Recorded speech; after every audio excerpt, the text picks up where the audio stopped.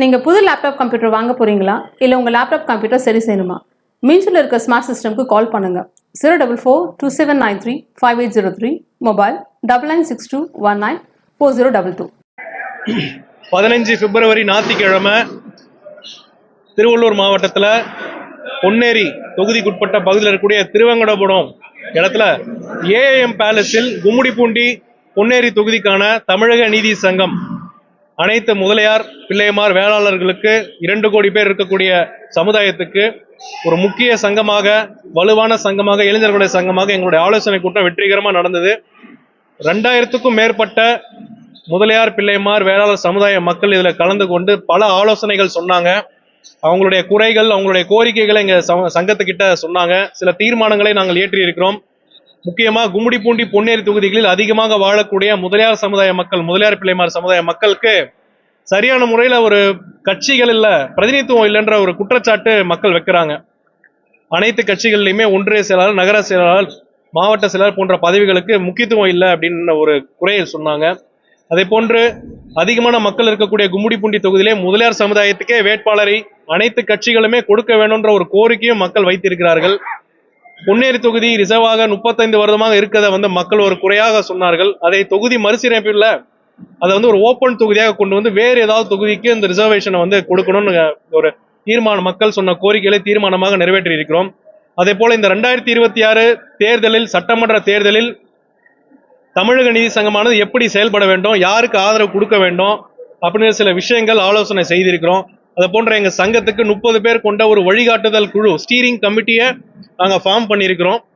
அதே போல இந்த சங்கம், தமிழக நீதி சங்கத்தினுடைய முதல் மாநில மாநாடு, முதலியார்களின் அரசியல் எழுச்சி மாநாடு, முதலியார் புரட்சி மாநாடு, முதலியார் திருவிழாவானது மார்ச் 1 ஞாயிற்றுக்கிழமை காஞ்சிபுரத்தில் பரந்தூரிலே வீனஸ் உள்ளரங்கு ஆடிட்டோரியம் 5000 பேர் இருக்கக்கூடிய ஒரு உள்ளரங்கிலே மிக பிரம்மாண்டமாக நடத்த திட்டங்கள் ஏற்பாடு செய்யப்பட்டுள்ளது. ஆகையால் பத்திரிகை நண்பர்கள், சொந்தங்கள் அனைவரும் கலந்துகிட்டு இந்த மாநாடு வெற்றியடைய செய்ய வேண்டும்.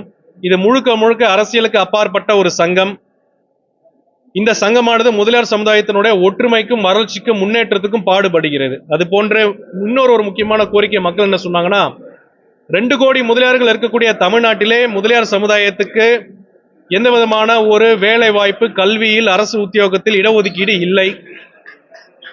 ஏன் இல்லை? முதலியார் சமுதாயமானது அனைத்து சமுதாயத்தினுடைய முன்னேற்றத்துக்கும், ஒற்றுமைக்கும், சமூக நீதிக்கும் இந்தியாவிலே முதல்ல இடஒதுக்கீடை கொண்டு வந்தவர் முத்தையா முதலியார். எங்க சமுதாயத்தை சேர்ந்த முத்தையா முதலியார் பிறந்த சமுதாயம் இன்று பொருளாதாரத்திலும், வேலை வாய்ப்பிலும், கல்வியிலும் பின்தங்கியுள்ளதால் அனைத்து அரசு உத்தியோகத்திலும், கல்வி, வேலை வாய்ப்புல இடஒதுக்கீடு 15% 2 கோடி முதலியார் மக்களுக்கு வேண்டும் அப்படின்ற கோரிக்கையை நாங்கள் அரசாங்கத்துக்கிட்ட வலுவாக வைக்க போகிறோம்.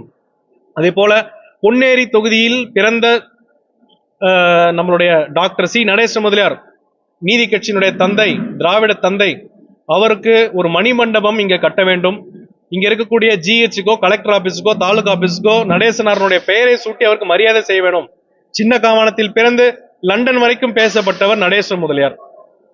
இந்த கோரிக்கையை எல்லாம் அரசாங்கம் செவிசாய்த்து கேட்க வேண்டும் என்று கேட்டுக்கொள்கிறோம். அதாவது கேள்வி இருந்தா கேட்கலாங்க.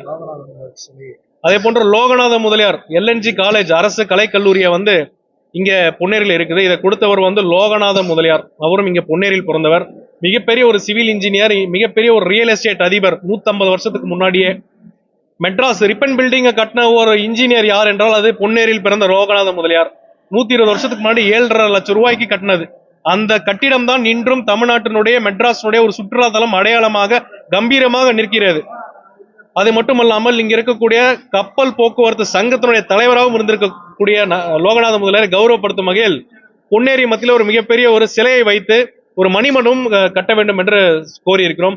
ஏற்கனவே செங்கல்பட்டில் வேதாச்சல முதலியார் பெயரை வைக்க வேண்டும் சொன்னோம். நகராட்சி அலுவலகத்தில் இருக்கக்கூடிய அவருடைய 10 அடி உயர சிலைக்கு 74 வருஷம் கழிச்சு இன்னும் இருக்கக்கூடிய அரசாங்கம் அதை புதுப்பித்து மறுசீரமை பண்ணி தெரிந்திருக்கிறார்கள். அவருக்கு நன்றி. அதே போல லோகநாத முதலியாருக்கும், நடேச முதலியாருக்கும் செய்ய வேண்டும் என்ற ஒரு கோரிக்கையும் வைக்கிறோம். சார், உங்க சங்கத்துல ஆல்ரெடி ஏற்கனவே இதே மாதிரி சங்கம் ஆரம்பிச்சு அவர் பெரியாளா வளர்ந்தாரு.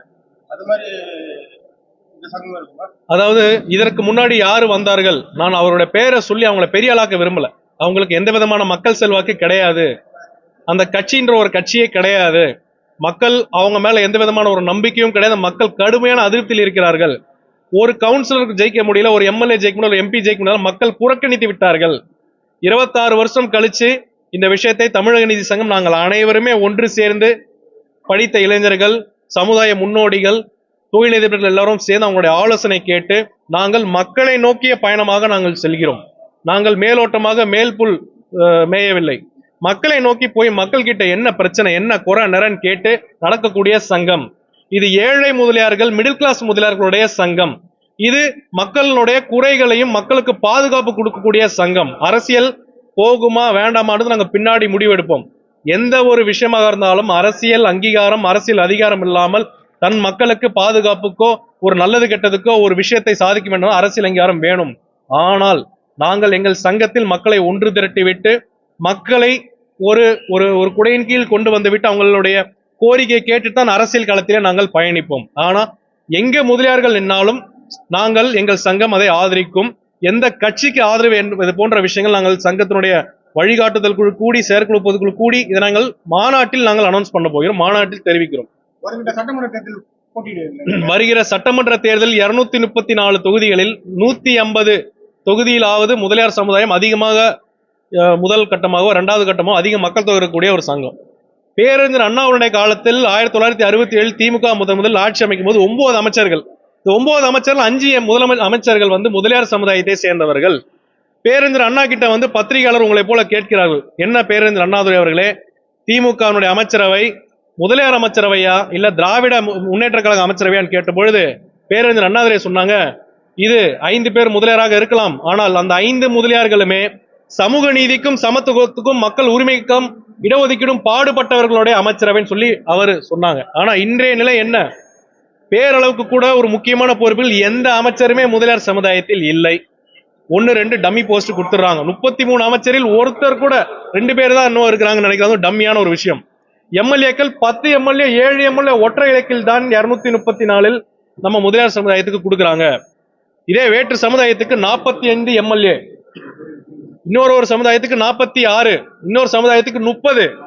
முதலியார்கள் திமுகவை உருவாக்கியதும் எங்கள் சமுதாயம், அதிமுகவை உருவாக்கியது எங்கள் சமுதாயம், நீதி கட்சியை உருவாக்கியது எங்கள் சமுதாயம்.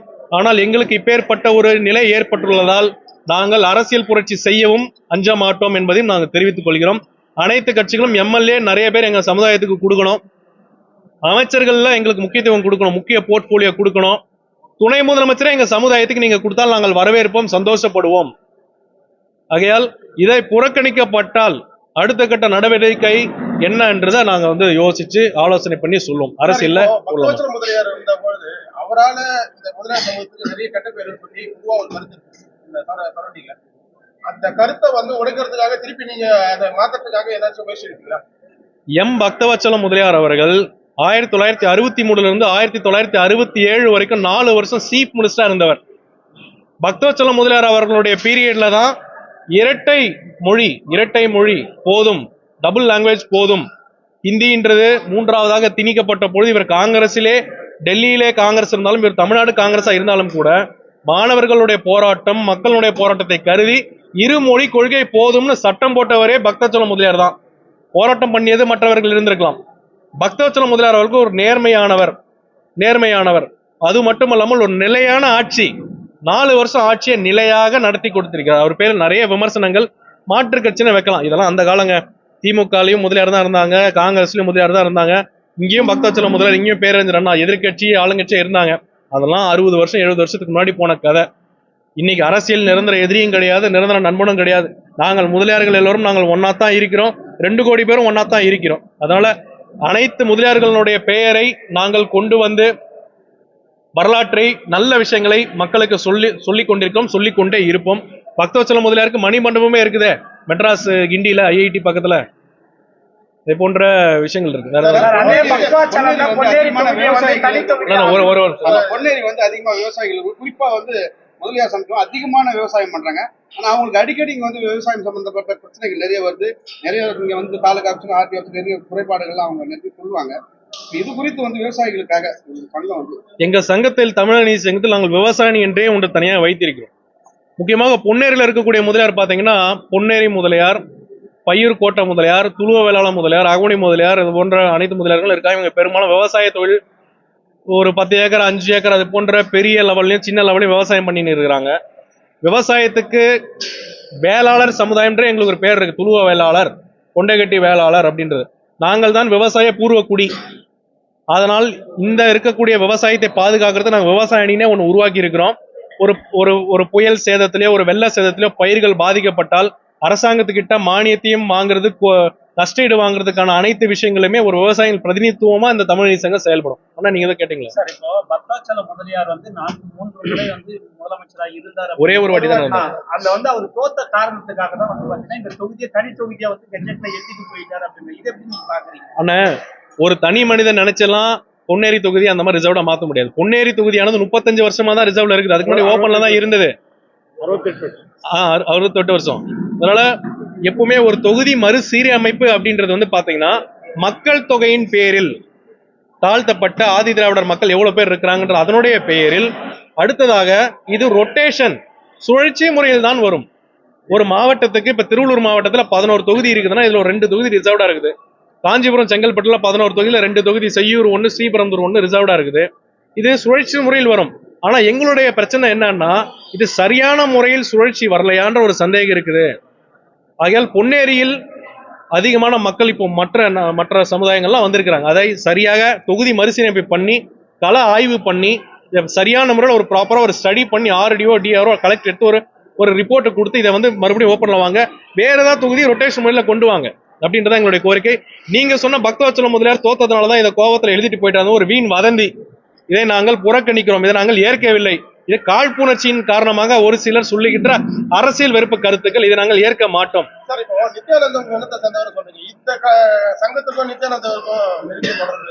இந்த சங்கமானது வந்து பாத்தீங்கன்னா அனைத்து முதலியார், அனைத்து பிள்ளைமார், வேளாளர், அகமுடி முதலியார், செங்குந்த முதலியார், ஆற்காடு முதலியார் எல்லாருக்கும் பொதுவான சங்கம். எங்க சங்கத்துல தொழிலதிபரும் இருக்கிறாங்க, சினிமா டைரக்டரும் இருக்கிறாங்க, பெட்ரோல் பங்க் வச்சினருக்கும் இருக்கிறாங்க. ஏன் சாமியார் இருக்கக்கூடாதா? நித்யானந்தா சுவாமின்றவர் வந்து அவர் முதலியார் சமுதாயன்றதை நாங்க இப்பதான் தெரிஞ்சு கண்டுபிடிச்சு அதை எடுத்து நாங்க சொல்லி கொண்டிருக்கிறோம். எங்க சமுதாயத்தை சேர்ந்த ஒரு சுவாமியாரை நாங்கள் பாராட்டுவதோ பேசுவதோ அது எங்களுடைய உரிமை. அதை பண்ணக்கூடாதுன்னு எதுவும் சொல்ல முடியாது. ஏனென்றால் நித்யானந்தாவே நாங்க எங்க சங்கத்துல சேர்க்க போறோம். சந்தோஷமா உங்களுக்கு? கையில அதனால இந்த நிகழ்ச்சியில் வாயிலா சுவாமி நித்யானந்தாவே தமிழக நீதி சங்கத்தில் ஒரு பொறுப்புக்கு வரணும். நாங்க எல்லாரும் கைலாசாலே நாங்க வந்து தமிழக நீதி சங்கம் ஒரு பிரான்ச், ஒரு மாவட்டம் ஓபன் பண்ணிருக்கோம். கைலாசாவிலே தமிழக நீதி சங்கம் கொடியை ஏற்றி அங்க ஒரு கிளையை நாங்கள் உருவாக்க போகிறோம். நித்யானந்தா சுவாமிகள் தான் அது வந்து இது பண்ணும். என்ன திடீர்னு நித்யானந்தான் பேசுறேன்? என்னங்க இது?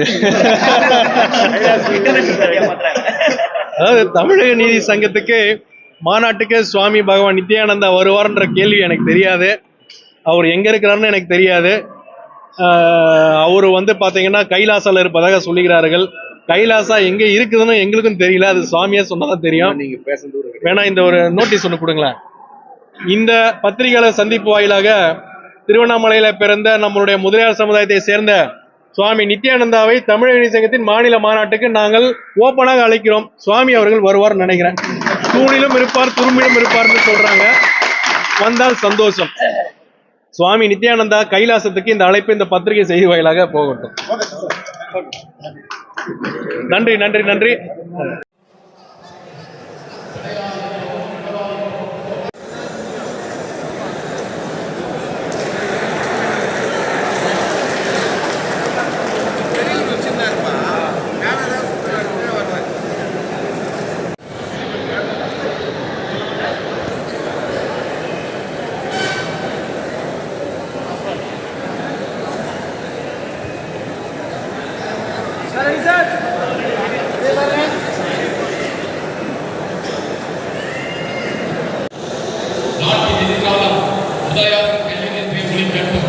தமிழகத்தின் மாற்றம்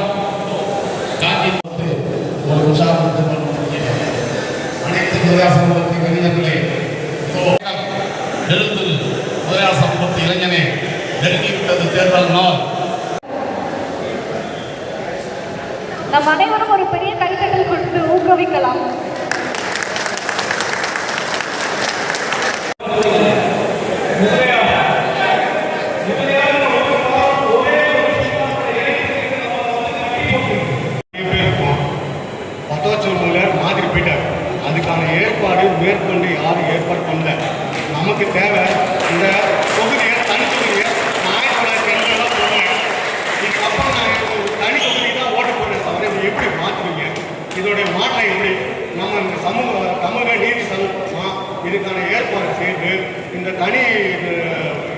சொல்லி